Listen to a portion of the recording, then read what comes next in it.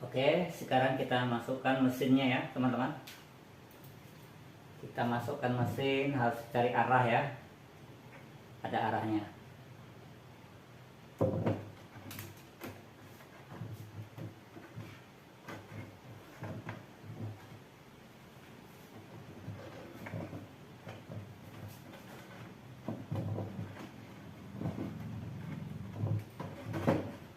Nah, ini udah kena arahnya.